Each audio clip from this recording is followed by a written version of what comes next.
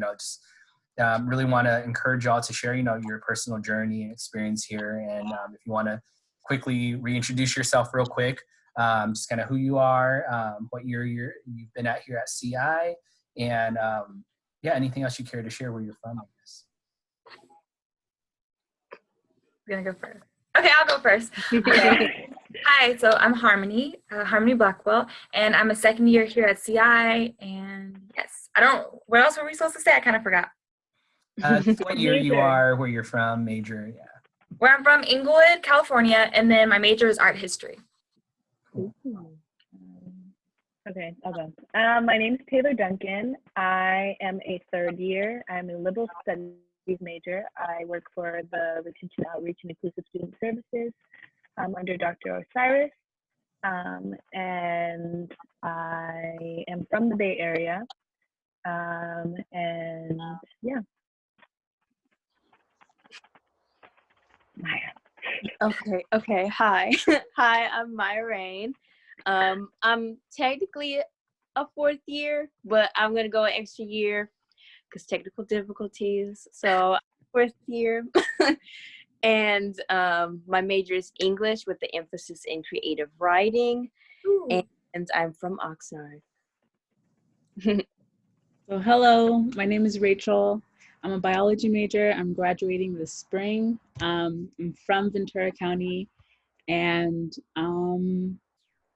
yeah, I think I covered everything. No, that's good. And we'll get more into the meat of it as we kind of go along this discussion. And just introduce myself. My name is Leo Sun. I am the coordinator of retention initiatives and summer programs here at CSU Channel Islands. I am not actually originally from the Camarillo area. I'm from Sacramento, California, so up north. And I moved down here about 3 years ago to take on this new opportunity down here. I love my program here, being able to work with some of our summer programs, as I mentioned earlier. Our African American Enrichment Academy, which is with high school African American youth, and our African American Transitions Academy, which is a brand new program that we have that we offer to incoming first year African American students. And really what it is, that offers them a chance to really explore our campus, learn a little bit more about the resources, connect with our faculty and staff members here, engage in some mentorship opportunities and whatnot. And it was a really cool program. I'm really looking to continue to grow that. And I know Harmony, I was able to work with her. I mentioned this earlier as well too, but she worked as a peer mentor for this program. And so she really got to explore and, meet these students. And so now, Harmony, can you talk a little bit about like your experience, working with these African-American students in the program and kind of what that's like? Do you still communicate with them now? How's that going for you? Yes. Okay. So for AATA, I do still communicate with a lot of the people that I mentor. I talk to them like every other day, actually. And yes, there was a very different experience from AATA to AAEA because they were just young. AAEA is younger students and they're high school students as opposed to freshmen that are coming into CI. I think both programs are extremely important. Like one for the AAEA experience because just seeing how for me, because I don't have a lot of younger like siblings almost. So like the kids that I mentored felt like siblings to me, but also like just to see how they already have so much of their character as like younger kids, I think was really interesting to me. Like already like knowing what they want to do or like knowing things that they like and things that they don't like. It was nice to see. And then for AATA, I think it was a good experience because these were kids that were actually going to be here. Like I would see them again, like for a fact, I'd know that like we could keep in touch because they're going to be at the school. So that was a good experience. Cool. I'm trying to think. Yes. I know I have way more information, but I can't think of anything right now unless you have like specific questions. No, that's fine. And so, I think that kind of is a good segue into, so, for these students here introduced to this program, but for the rest of you, and including you too, Harmony, and the other three panelists that we have today, what made you choose Channel Islands, or, why did this pique your interest? If you care to share a little bit about that. Does anyone want to go first? Because I'm going to think. I can go. So I chose Channel Islands because it was the closest four-year institution to me. And I remember like when I first made the decision to go to Channel Islands, I was very hot-headed. I did not want to go because a lot of my friends were going to universities that were like either in different states or just like hours away. And I remember kind of being stubborn, but looking back, it was the best decision because I saved a lot of money, which was good for me in my situation. But I also was able to connect with faculty in a way that some of my friends weren't able to at their own institutions. So it's local. You can drive to the beach, maybe a 15-minute drive from campus. If you need to go into this huge, like, you know, big city kind of life, then like Los Angeles is like an hour away. But for the most part, like I would say that Ventura County kind of has like, it's transitioning into a college town. So there's definitely some levels of improvement. But for the most part, like, I mean, I am biased because I lived here my whole life. But I mean, I've enjoyed my time over here. So yeah. I can relate to a lot of what Rachel was saying. I spoke about this in our other discussion yesterday with a different panel, but since I'm from the Bay Area, I am really into the city life and I really am connected with that. So when I decided to go to CI, it wasn't at the top of my list, I'm going to be honest. I had other plans to go to other universities in other states. And financially, it wasn't the best situation for me. And my parents thought that this would be the best situation for me. I also went to CI because I learned about it from my friend at the time that we did the same college prep program in high school. And she helped me find CI and she was already going to go. So I was like, oh, at least I know someone. And like, she's like my sister in today's world.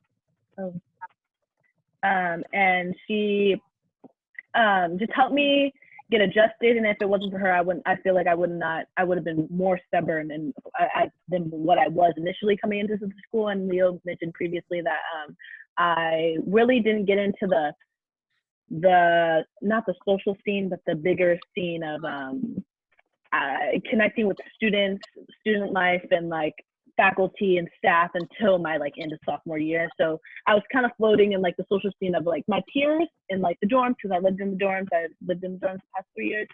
So it wasn't really till then where I got really equipped to everything that CI had to deliver, which is so much. So yeah, that was like my little journey with CI. Shut up. If you look at the whole program on your computer. Hello. How's it going? It looks like Hey, how y'all doing? Good. How are you? I'm good. This is Osiris. Our fearless Hi, leader, Dr. Dr. Osiris. Osiris. It doesn't even say. It doesn't even say. Y'all didn't know who it was, huh? Just jumping in on your call. No. We thought it was a student. I thought it was a student. Me too. All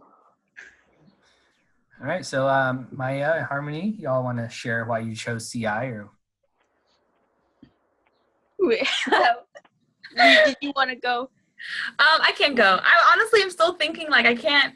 It's kind of similar to everything that everyone has been saying, but also a little bit different. I feel like different in the sense of when Taylor was saying like she didn't get involved until like later. I feel like I've kind of been involved in this in like a lot of different programs and like different connections, but I feel like socially I'm just now starting to get involved. So it's kind of like the flip of what you were saying. Yeah. And I'm only a sophomore and I feel like I'm on like my 4th year. Like I feel like I've done a lot of things and different. That's awesome. Yeah. But yeah, I don't really know why I chose CI. It also wasn't my top choice and I got into my top choice, but I don't know. I just ended up going to CI. I think a lot of it had to do with like my mom's influence of like thinking like it's a very smaller community and like wanting that for me because I really wanted to go to San Francisco State. But I also feel like things happen for a reason and like we make decisions and it benefits us in the long term and like there is a lot of great things to enjoy about CI. So I don't know, I'm kind of just I'm here and I'm experiencing things and I'll graduate and then go on to do grad school and see how that goes. Yes. That's good. Well, I picked CI because yesterday I was saying because my aunt had went, so then there's that familiar feeling that I had to it because she was also going at the same time as me. She'd been graduated, but I feel like I also picked CI because I love the like surrounding nature behind it. It kind of gives me a very calm, relaxed feel. And I feel like with everything going on in your personal life and academic life, to kind of just sit back and take a walk or just to look around is really nice. But also, my aunt would tell me things like, oh, the professors are really good there. She really liked it. So that kind of motivated me more to apply. I knew I was going to apply, but like to kind of actually go to the orientation and actually be like enrolled in the college. It was nice. And also Taylor mentioned yesterday how like if we picked another school, like a party school, like Santa Barbara, I don't know how good I would be doing. So yeah, I think that CI has better like I don't know, a better setting is maybe that's the word. So Yeah, and I think that y'all touched on a really good point there. I think that's something that we do try to highlight on our campus is that, we are the second smallest Cal State University on campus. And I try not to say small because it makes it sound like, we're not, up to snuff or anything like that. But I think we have a very intimate environment here. It really allows for students to be able to really focus on school and get the hands-on attention that they need. And we really kind of cherish that. Again, for myself, I didn't necessarily go to school here, but I worked and went to school at a much larger university in Sacramento State, which is about 30,000 students or over 30,000 now, compared to the 7,000 students here we have at CI. And as a professional, I can definitely see the difference that students really get in terms of being able to kind of focus on, why they're really here in college. And again, not limit themselves in terms of the social aspect, because there still are ways that students can get involved in different groups, clubs, organizations, programs. What are some of the programs that you are involved in or clubs that you are all involved in on our campus?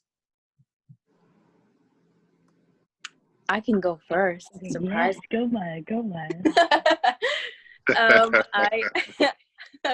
Well, Taylor and I, but I won't speak for her. We both work for ROI AVP, which is Retention, Outreach, and Inclusive Student Services, Associates Vice President. And we help Dr. Osiris, and we also help the MDC with different events and things of that nature. And I also work with Leo for the computer lab every Tuesday, 10 to 1:30 p.m. And I'm also involved in the Women of Color Peer Mentor Program. Speaking off of everything that Maya said, I am a part of. We work along with each other, alongside one another. I'm also a part of the Women of Color mentoring program. So it's basically a mentoring program supervised Natalie Johnson, which is one of the pro staff in the MDC, and it's where you get connected with a freshman woman of color with usually a junior or a third year or fourth year woman of color, and you basically connect usually on a weekly basis, letting them know certain events that are happening on campus, especially in the MDC, since it's an MDC club and organization.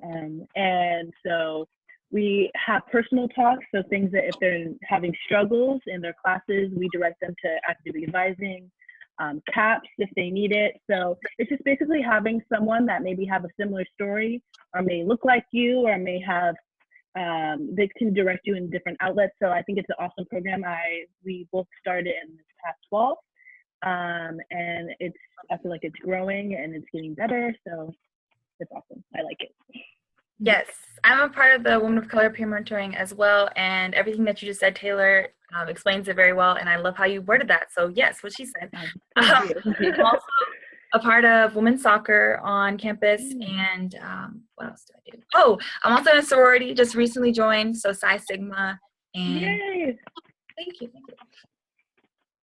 So I'm a part of two main STEM-oriented organizations. So I'm actually the president of this chapter that we have on campus for the Society of Advancements of Chicanos and Native Americans in STEM, which is basically just a bunch of brown and black people in various STEM fields. And basically the organization on campus caters to two main things. So we try to prepare students for the major conference that they have once a year. So we help them get resumes together, business cards, practice the elevator speech and all that good stuff. And then in the spring, we typically have this one major event called the STEM Social. And that right there is mainly geared towards connecting students to faculty on campus that are doing research in various STEM fields. So along with like that organization, a lot of the students really care about supplying the resources and the information that they gained over the years to newer students in STEM especially. So we like to also fill them in and connect them with the resources on and off campus, mainly off campus, like summer research opportunities and all that good stuff. And the second organization I'm a part of is the Louis Stokes Advancement for Minority Participation.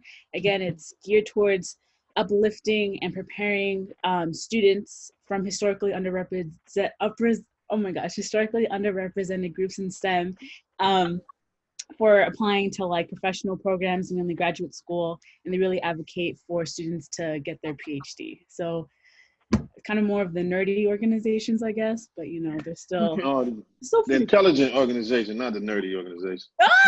There we go. I like that.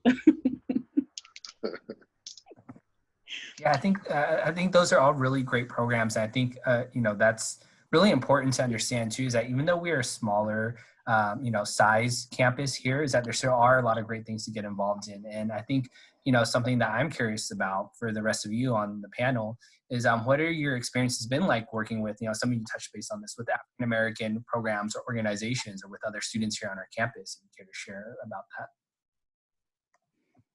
I'm sorry, Leo, you broke up. What did you say? Sorry, I didn't hear you. No worries, no worries. This is life in the virtual environment that we're in now, so no shame in reiterating. So I was saying, if you all care to share a little bit about your experiences working with or interacting with African American student organizations, clubs, resources, anything like that on our campus. Okay, yes, I can definitely talk about that. So I'll try and be more organized this time too, because I feel like I talk about AATA and AAEA very like disorganizedly. So for AATA, I love that experience. I love both experience, but I really liked AATA because I got to like talk to my mentees again after. Like I feel like I gave my email out to like AAEA, but it's not as like personal and being able to like talk to them and see them on a daily basis. And I feel like because kind of what you were talking about, how like our campus is smaller, has a smaller body, it allows us like be more connected with people. So like a lot of the AATA students that I mentored, like I see them, not just see them around, but we're also like interconnected with the same programs. Like 2 of my mentees work in the same place that I do. So it's just kind of like keeping those connections. And then for AAEA, I was also a part of a program similar to AAEA during high school. So it was nice to kind of like be in that position and see the difference of being, as opposed to like being mentored and mentoring. So I think that like having that experience in high school also made me realize like what I liked in a mentor. So it made me more knowledgeable. And as I was saying earlier, it's also really nice to just see different people's personalities, like the high school students and like their different things that they like and how they're already like extremely intelligent and what they want to do. And even if they don't, like they're like open, like their minds are, they're still very open about like life. I can connect to what Harmony was saying about just meeting different types of people. When I was coming into college, my mom always pressed upon like, you need to join things in the Black community, you need to take classes, you need to blah, blah, blah. And and at the time, I was more about like, I'm about to start this new journey, like I'm gonna do what I want to do. Like, you know what I mean? So like, it wasn't like I reiterate a lot, but it wasn't really until like my sophomore year where I really got connected to different programs. And I just thought in our discussion yesterday in our panel at the time, how there's just so many new programs that we're implementing in ROI that are supporting people of color and getting them connected. And I wish that maybe if I saw that, and I think we talked about that too, like if I had that for myself freshman year and it was really like easy for me to access and like it was put in front of me, I would have definitely like utilized that, because now I see it and I'm a part of like connecting other students to these programs. And I'm like, wow, like that's really inspiring. It's really cool to have people, like I said before, people that look like you, people that have the same journeys with you and connections is just so powerful and makes your college experience more better, because you're like, we're all in this together, we're all going to get through this together, and we're all going to succeed and get a BA together, so,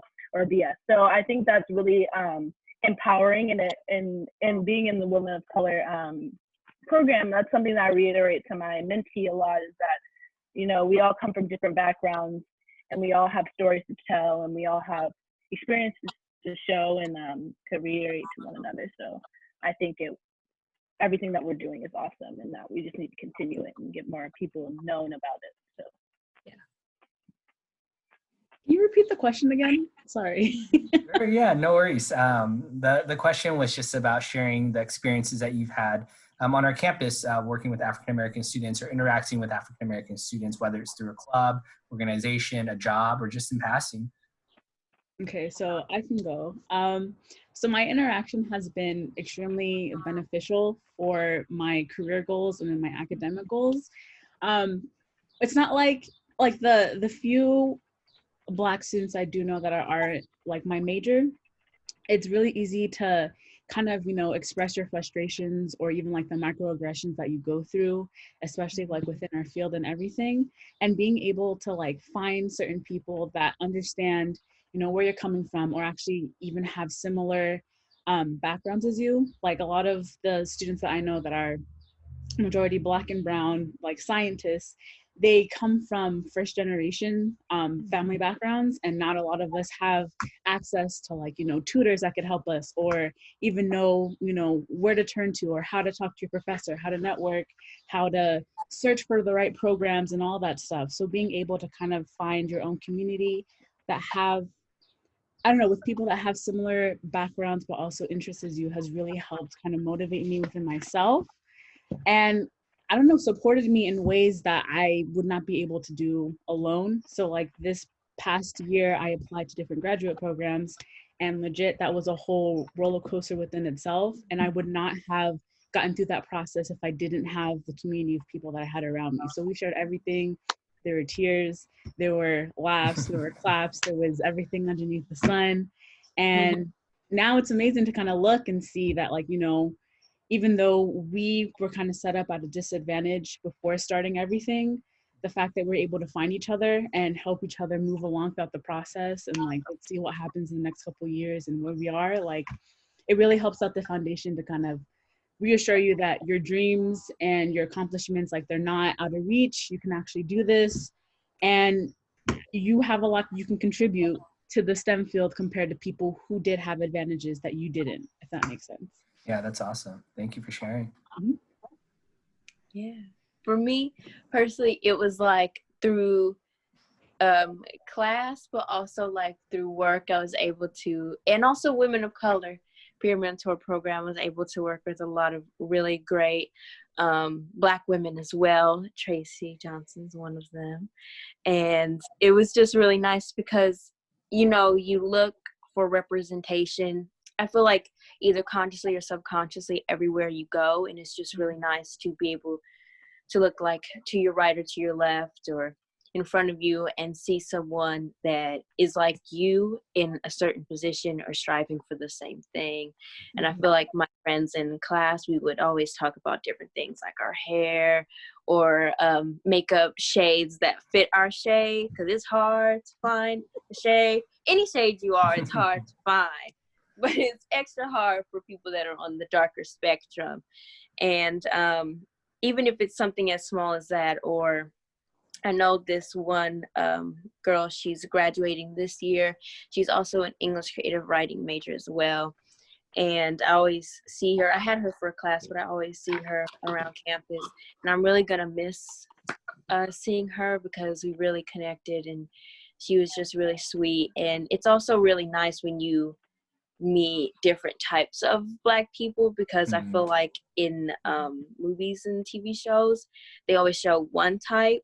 Yeah. And it's never like being Black as in like something subtle, like wearing a bonnet or just like, you know, like something like a little like curl cream on the nightstand or something like that. It's always like really like kind of almost over the top, because not every Black person is like that, but some Black people are, and that's really good, and that is fine. But, you know, it's kind of nice to meet different types and say, like, okay, like, I'm able to be any way that I want to be and be Black, not just I have to be a certain type of way because I am Black. So that was nice too. That's really cool. Yeah, I mean, it's always great to hear these different perspectives and just to hear how each of you, you know, interacted in different, very, very different programs. I mean, you all are all connected somehow a little bit, but then you all have your own little networks and branches that you've met and your cool experiences. So thank you for sharing that, all of you. And I think, you know, while, you know, we have you all here, I'd also like to introduce two of our awesome staff members that we have here as well, too. So both are my supervisors as well, too. So I'm really happy to see them on this call. So I'd like to introduce, we have our Director of Student Success and Outreach Programs, Ms. Tracy Adams-Johnson. And then we also have our Associate Vice President of Retention, Outreach, Inclusive Student Services, Dr. Charles Osiris. So if you guys want to say hello, introduce who you are and how you feel about our campus and, you know, all the great things that you do here. Hi, so I'm Tracy Adams-Johnson. My pronouns are she and her, and I'm really excited to be here. I think that for me, working on campus, my role is really to look at persistence, retention, and student support. So how are we making sure that we have effective programming? We're looking at engagement and really more than just kind of the surface level, this is what we're offering to everyone. We're also looking about that personal piece. You know, oftentimes, especially for students and first generation students of color specifically, it's more of the relationship that you're building with an individual student. For me to get to know you by name, to see you, to know kind of your story, that's what helps gets an individual through school. And so for me, I've spent my entire life really, really dedicated to that. My professional life, even actually as an undergrad, I found myself in leadership roles in our Black Student Alliance and was always connected to building and supporting our community. And that's what's really important. It's not do we have these big programs and is it fun and engaging? That's an element. And is there someone that's really going to take the time to nurture my experience, be a mentor, be a resource, give me information and provide me access to this ivory tower, if you will, that in many ways seems inaccessible, especially to first generation students of color from low income backgrounds as well. And so thinking about all of that and how do we maybe in many ways conspire, if you will, to make sure that our students are able to be as successful as possible. So defying the odds that are set out there and making sure that we are breaking those barriers so that our students will be able to have access. So it's great to be here and it's great to be a part of this discussion. Thank you.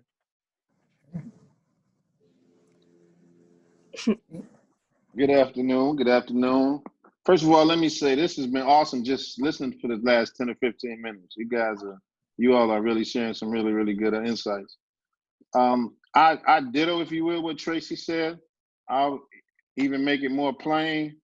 My goal is to do the best that I can to help make sure students succeed on campus, and with a particular emphasis on dealing with African-American students, you know, and other students of color as well. I didn't have a lot of struggles going through undergrad. I was pretty focused, but I had a lot of guys that I pulled along to college with me who weren't planning to go to college, and they came, but they had a lot of struggles. And I found that after like my first year, I mean, I had brought 6 guys with me. We would play football together and everything. And after my first year, they were gone and I was the only one standing. So I kind of saw some of the issues that they went through. And similar to Tracy, I kind of became a quasi student affairs professional by the time I was a sophomore in school, and I just started seeing the issues that they were having. And I didn't realize that, you know, there was a field, if you will, that was into this. I became student government president my sophomore year, and that was pretty significant at a large institution for a second-year student to be, and then I was student government president for a second term, which they had to create a rule now you couldn't do it any more than 2 years because I was gonna run for a third term. But what I learned about during that time was how important student engagement was. You know, how students are engaged in the campus and how they will be retained. And those things were key. So I'm just happy to be here. My goal is with any incoming student, any students that is here, if I can do anything to help them be successful, that's what I want to do. As Tracy said, knocking down barriers or removing barriers are key to us, because we want your experience here to be as beneficial to you as possible. Obviously, we want you to grow through the challenges, but we don't want unnecessary challenges to kind of be in your way. And that's our role as professionals, if you will. We want to make sure your matriculation process is key. And here on campus, you have the opportunity to be, as was mentioned, kind of Maya mentioned, authentically Black. You know, if you want to be who you are, there should be a spectrum by which we can be who we are in that whole, you know, whole process, without having to feel like we fit into a particular kind of style. And I think that's what's good about Channel Islands. I think there's of the African American students we have on campus, there is a diversity of kind of representation, you know, even among the small population we have on campus. So as Tracy said, happy to be here. And I just want to sit back and be quiet now and just listen to you all the rest of the way. No, thank you. I think these are all really great points. And as staff members here, I mean, it really is our job to try and, you know, make this as, you know, not challenge less, because challenges are inevitable when you're in college, but to help you with that extra aid and that extra support and that extra mentorship that, you know, students need, you know, at some point or another, whether they know it or not. I know, you know, for me, starting as a student of color as well in a large CSU campus, you know, kind of took a while for me to find a mentor to be able to help me with some of the concerns that I had my first year that I didn't know how to voice or who to voice them to. So, you know, in that vein, for all of our student panelists that we have today, what are some of the concerns that you had coming into college? You know, what were some of the things that you were like, oh, well, I wasn't sure how I was going to deal with this, or something that maybe happened during your first year that, you know, you didn't think about before, but became a concern once you were in college? And how did that, you know, what was the resolution? I think for me, so just in general, like struggles going in, or like thinking, or like that's what you said, right, Leah? Yeah. Okay. So through K through 12 learning, for me, I was diagnosed with dyslexia when I was in 3rd grade. So I had a really, really big issue with that. I was very shy upon raising my hand in class. I was very shy upon just speaking out. And like, I'm a very social person, but in the classroom, like I would be very hesitant and quiet because I wasn't comfortable.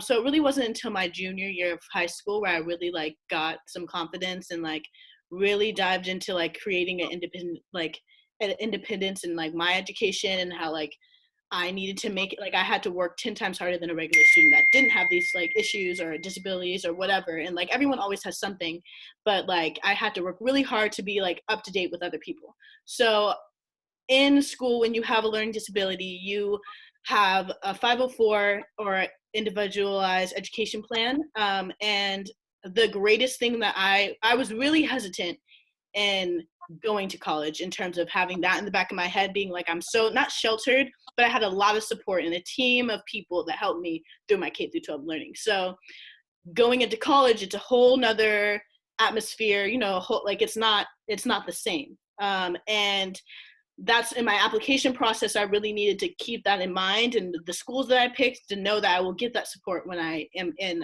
higher education or like transitioning out of high school. So that was the main thing. And statewide, state schools, I knew that Channel Islands was one of those schools that could support me with the small class size, the very personal relationships that you can have with your professors, being that it will only be like a, you know, 25 to 50, maybe a little, sometimes more than that, but class size. And our DOS Center, Disability Center, is great.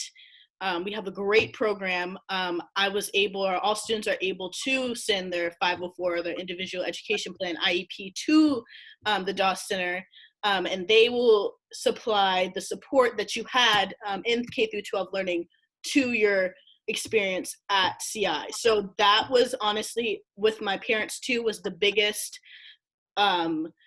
comfort in that, because you can still succeed, and they make it very helpful with all the resources that they provide for students to be as successful as they can be. So that was my fear going into college, and I'm glad that that was no longer a fear when I got there and experienced the services that Dawson provides for us. So I think that was my biggest hesitancy going in educationally. Sure. No, thank you for sharing. I mean, I think that's, you know, really personal, and I think there's a lot of students who, you know, have to, deal with issues such as this that, maybe they might be a little bit more shy, reserved to share, to bring up, because that is a very personal thing. So Even if, sorry, I'm also going to add, even if, no, go ahead. Sorry, it's just important to me, but even if you are a student at CI and you didn't have services prior to in K through 12 learning, DAW Center also does a great job making sure you get the services that you need, even though you may not have been diagnosed with any learning disability. And that also includes emotional support. So if you have emotional support that you need extra help on, they also are very lenient to give you services for that too. So that's also something, so you don't need to have something prior to get help. So that's also something I want to include. Sure, thank you. I gotta get you to do a commercial. Taylor. Go ahead, Taylor. Knock that out. Tell them about it. Yeah. It's important. No, that's good. You did. It's a great job. You did a great job. Seriously, that was great. Yeah. So, what are some other concerns that maybe you had, Harmony, coming into college, or during your first couple of years in college here, that you felt like were concerned, and how did you kind of handle that or deal with that? I feel like I had a couple main ones. One was just like doing work, because like I always just struggled with like turning in like homework, because I feel like in class I'm very like I vocalize like my opinion, or like just like I love school in the sense of learning, but I don't love school in the sense of like having to turn in work. That's always been something I just don't do. So yeah, that was really hard for me, and I'm still struggling with that, but I'm getting better at it, because I realized that when you actually do work, you actually learn more. So it sounds silly, but I'm serious. Like I would just be like, I don't need to do the homework. Like I get it. I talked the entire class. I was the only one who talked. I think I get it. But no, I'm like, no, when you actually like read the homework and do the homework, you learn more. So do the work. And then I also think I was really scared that I wouldn't find friends, because I can be really social, but also like associates are different than friends. And like I had my like tight knit group of like friends when I left, and I still have like my best friends from home. So I think that was hard with me. And like now I'm just socializing more, not just doing different activities and not just like working, but actually like building friends. So yes. And then I'm trying to think, something I encountered that I wasn't expecting. I think you asked that too, or did I just make that up? No, okay. You go, it's freestyle. Okay, good. I love that. I feel like I definitely had something to say. Oh, I didn't realize how scared I was before I came, after my first year of like, I don't know what I'm doing. I don't know if anyone else felt like that, but like I still am kind of in the boat where I'm like, I'm doing this, but I don't know like what this is going towards, because I'm here and I don't know where I'm going to be like 2 years from now. So I'll be graduating 2 years from now. So yeah, just trying to figure out like what I'm doing. But I also am minoring in social business, and I really love that class. Like I've taken intro to social business, and I'm like, yeah, this is like definitely one part of my life that I'm going to be doing. And I think realizing that, who was this that said this to me? It was a combination of like people I always go to talk to. So like Leo Tracy and Ricardo Rico from EOP. Those are like my 3 top people for everything. So it was one of those people who said this. I don't remember who it was, but just basically like you could just be in the right now, and like that's fine. So like my interests, whatever your interests include right now, like that's perfectly fine. You don't have to be like, okay, like I'm doing this, and like what is this gonna look like a month from now? What is this gonna look like 5 years from now? Like that doesn't really matter. Like that doesn't really concern you, because that's kind of like out of your control. Like just go with your interests for right now, and like that's just it. Sure. Thank you for sharing. I think that touches also on a good point in terms of, I think college academics is, a big portion of college, that a lot of students, obviously think about when you're going to college, what are you doing? You're going to get your degree. But then there's that other added aspect that I think a lot of students maybe don't think about when they're going into college, whether they're transferring here or starting here as a freshman. Is that college also includes, getting involved in organizations and having different interests and exploring those interests as well too. And I think that's the important part, is that while you're in college, not only do you explore that, but you also find maybe a mentor, just a staff member, professional that maybe you can or even a peer that you can talk to about it, kind of bounce your ideas off of, like, hey, well, I was actually thinking about doing this, and such and such. So thank you for sharing that, Harmony. I think bouncing off of Harmony's response, like especially like the not knowing like what you're gonna do, that was a very real aspect for my whole process. Within like my whole field, a lot of people are more like medical based or like focus more on the smaller side of STEM, and that creates a lot of competition, a lot of comparing yourself to like your peers and all of that. So like one of the challenges I wasn't faced for like when coming to Channel Islands was that whole competitive atmosphere. I'm very much like, I'm not competitive, because like no offense, but like no one has like my kind of story and my reasoning for wanting to do what I want to do. So I can't compete with that. But that's not stopping the nerds on campus. So sometimes, you know, you can be in your classes and then people have to ask like, oh, like, what did you get in this, on this exam? What did you get here? And like, for me, one of the major things that I like had to learn along the way was just focusing on my own personal growth, because let's say someone got a higher score than me on this exam. Like, that doesn't mean that I'm any less valuable, like after, you know, college is over and everything. But one of the main challenges, and I think this is the question, like for me, since I lived in the area, I didn't have access to like meeting people in my dorm room or anything like that. So I had to make a really strong effort to get myself involved in organizations within like professional development and all that, but also like balancing like social stuff that I'm interested in. So like, I don't just want to talk about like, you know, science and how we should do better and what you should do to prepare for an interview, blah, blah, blah. Like, that's fine, that's great, that's dandy. But like before college, I was actually kind of like a mediocre activist. So like I was advocating for issues within Ventura County, a lot of them focusing surrounding like farm workers' rights and all of that. So when I went to college, I wanted to find like revolutionary homies, I guess, to kind of like be able to share experiences and find out, you know, what they're doing and why were they like interested in advocating for particular issues and everything. So it's definitely scary, especially as a transfer student. Here you are walking in, there's people who've known each other, whether it be like their roommates or like just through other classes, but you really taking a step back, asking yourself what's important. If you have like a major passion for chess, then find the other people on campus that also share that kind of passion, because you also need to separate yourself from like your classmates and like, you know, your professional development and all that. Have time set aside and really work on developing a community that's also interested in extracurricular activities, because that's, in my opinion, going to save you in the long run. You need to have that community that you feel comfortable talking to. And even if they don't know, I don't know, I think one of the major like benefits of that is that a lot of my revolutionary homies don't know about my STEM homies. So if I just need to vent, you know, it's just great because I can just vent. And they're not going to be like, oh, like I'm really good friends with so-and-so, you know, like don't be talking like that. Like, no, it's fine. I think that was the main question, right? Yeah. Okay. Yeah, no, I think that's great. I mean, the importance of having multiple networks is super important. Yeah, no, thank you for sharing that. What about you, Maya? Anything that you want to share in terms of some concerns you had?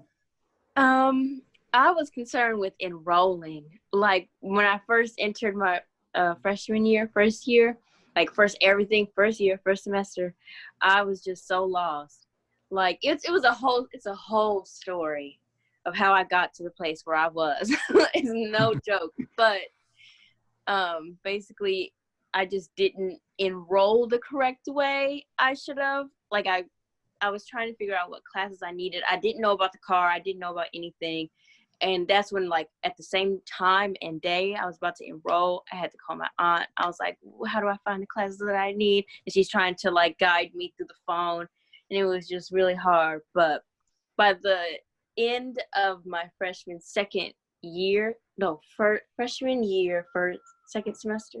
Okay, freshman year, second semester. I had it all, like, figured out. But it was just really hard, especially that first semester. Yeah. So it was just in the whole enrolling process was hard for me, but I figured it out. It's good. For sure. I think that's a legit concern as well too. I know the admissions office here at CSU Channel Islands, I actually worked there for a couple of years prior to coming over to this side of the fence, but they're going to be doing a couple What's Next workshops for admitted freshmen and admitted transfer students. So the very first one will be hosted on an online Zoom as well too, similar to this, and it'll be on Friday, April 17th from 3:30 to 5. They'll talk a little bit about that now that you're admitted, like what happens next, right? So as Maya was saying in terms of, oh, what do I need to know in terms of enrollment and preparing for enrollment? What classes should I pick? When do I even pick my classes? Those are all a lot of questions I think a lot of incoming students have. So they'll be having one for, like I said, freshmen on Friday the 17th at 3:30 to 5. They'll be having it in the coming weeks as well too, once a week. And then for transfer students, they'll be having the very first one this Thursday, April 16th from 3:30 to 5. And you can RSVP on the admissions website as well too. So those are great questions. One of the last things as we kind of roll into our final 10 minutes here that I kind of wanted to get into with y'all or to hear your perspective from For those of you who maybe were here from Camarillo or aren't here from the Camarillo local area, from the outside area, I want to hear what your perspective was in terms of coming to this campus in general, or in this general area. So for me, I mentioned earlier, I'm from Sacramento. I'm from an area not close to the beach, an area that's a very big city compared to a small city like that. So I know for me, it was kind of interesting moving here, but I want to know what the student experience was like for you. I know, Taylor, you said from the Bay Area, right? Yes, so I'm from the Bay Area. Like I kind of touched base on earlier, I grew up in a very suburban, like city town where I'm like super close to San Francisco, super close to San Jose. So, and I'm like live like 5 minutes from Stanford. So like there was always like college town atmosphere next to me. So when in choosing CI, it was difficult for me in the beginning, like I was also mentioned, because of I feel like I was not going to have that anymore. And it was tough. Freshman year was tough for me. Like I also said, I was involved socially in meeting peers and such, but I wasn't really socially involved in terms of events, organizations, things like that. But once I really got in touch with those entities of our campus, I really was head on, felt more better about my situation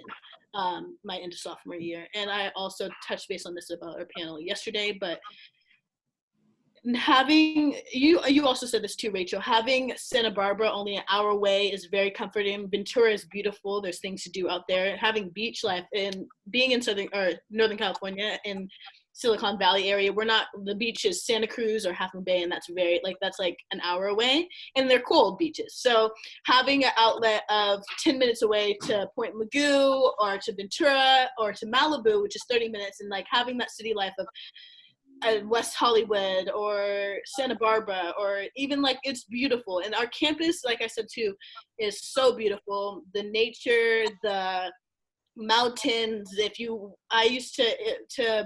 In freshman year, I ran almost like for like 2 weeks straight in the morning, like 7 a.m. because I had an 8 a.m. And just to like get different ideas of like how to make my situation better and how to feel better. So I would run and I would see like sunrise, and I'm like, wow, like I may not feel some type of way about this school now, but it sure does look nice. So I was really that was comforting. So having all that entities of that mindset, like you have to create a certain mindset for yourself to know. And someone touched bases on this earlier. I think it was Harmony who said, your situation may not feel like the best right now or like at the time, and it did not all for me. But as I knew at a point in my freshman year that it would get better, and I'm here for a reason, and that it's going to work itself out. And education wise, I was doing well, and everything is going to fall with it. That's how I felt. And now looking 2 years later, it did. So I'm happy and blessed for that. So yeah, my overall, it wasn't the best in the beginning, but I made it the best that it could be now. So. No, thank you for sharing. And what about for either Maya or Rachel? I know you're from the local area. How would you sell this area or tag this area as for those who maybe aren't familiar with Camarillo and Ventura County per se? I would say that in Ventura County, each city has its own different flavor, and people should go and explore. Ventura, definitely more of an older beachy town. If, I don't know, whoever's watching is familiar with Anderson Paak, listen to Ventura and Oxnard. I'll give you a feel. Oxnard, that's where I get my tacos, my burritos. That's where I grew up, like all throughout like my elementary school and all of that. I feel like Oxnard has a lot of heart. It's also kind of like building up, which is it's a kind of a bittersweet sort of a thing in my opinion, but it's good. Camarillo is totally different from Oxnard and Ventura in so many different ways. And I think once you're able to kind of even get like, I don't know, a couple homies to go visit, it's worth seeing how each city is just completely different from the next. Talk to the locals, ask people where they would get food, because there's definitely some, I don't know, the natives know exactly where you should get certain food depending on the location. But if you're really craving burritos like in Camarillo, I would say Establos is like a popular one right across from the train station. So it's accessible for CI students. But I mean, I don't know. I mean, that's the best I can describe, like, Yeah. Ventura County. I mean, I got to start getting recommendations from you on where to go or places to eat around here. That's awesome. Cool. No, thank you for sharing all your perspectives on that. And I really just want to kind of open it up for anyone that maybe wants to get in touch with you or maybe has further questions, kind of for that student perspective. How can they reach you or how can they find you? Oh, you can go, Rachel. I thought you were going to say something. I don't have social media just because it's not for me, but I have a really useful email that I'm not sure if I could, well, Leo has my email. I'm not sure how to share this, but yeah, feel free to email me. If I don't respond within like 24 hours, just spam me and I will definitely respond. You can put it in the chat. I didn't mean to cut Yeah? you off, but maybe like for everyone to see, because I think if it's recorded, everyone might be able to see that. Like Okay. later reference or something. I will do Sure, it. yeah. If you all want to post your emails, the best way to reach you in your chat. As an administrator, I'm going to be daring too on a recorded video. They can text me 805-698-9493. If they're a potential student or coming in the fall, don't hesitate to text me, and I will contact you back without a doubt at some point. That's awesome. No, thank you, Dr. Osiris. And I think that No really doubt. speaks to the amount of care and attention that we really put into our students. And I mean, obviously I'm biased because I'm on the same side of it, but yeah, I mean, anytime that you need to reach somebody, I mean, I've seen nothing from but care and passion from my fellow colleagues, and my supervisors as well. They're always welcome to help out and to reach out and really give that personal touch about it. And that's really what I love so much about CI. So really encourage you to reach out to our students, to our staff, myself, Tracy, Dr. Osiris, and we really are here just to really share our perspectives with you and welcome you to our campus and know that, there's so much here. It might seem like, such a new school that you don't know much about, but you'll be surprised at how much we really have underneath, our covers that we have here as a Channel Islands University. So cool. Well, thank you all for being here. Any last words that anyone wants to impart as we wrap up our session? I would love to say, don't be afraid to try new things. And this is for everyone, all of us. I feel like that's like the best thing about life. Like I recently just like really learned that, like try new things because why not? Like you only have this life. And that might sound really cheesy, but I feel like that's the root of like life is just trying things and seeing how you like them. So yes. Especially during this time, Harmony. Right. Especially for the future panels that we have, maybe sharing certain ways to be motivated during this time because virtual learning is a different style of learning. Right. Maybe different ideas of how to keep busy. This is a time where we should lean on each other, spread openness, love, and caringness. Like this is just a time to do that. So I think really leaning on each other is big for right now. Then reach out to people. I kind of feel like what you're saying is just like checking on people. Especially with everything going on right now, like I realize the power of like just saying like, hi, like, how are you doing? And like really meaning it, like not just say like, fine, but like, how are you doing? So, yeah. Definitely. Yeah, we're all in this together. And for those of you who listen in or are watching a recorded version of this in the future, definitely don't be afraid to holler at us if you ever want someone to talk to, and hope you are all doing well out there. And thank you for listening in to our Admitted African American Experience session we have here. We look forward to meeting you. Come on board. We look forward to seeing you. I can't believe you said holla. Okay.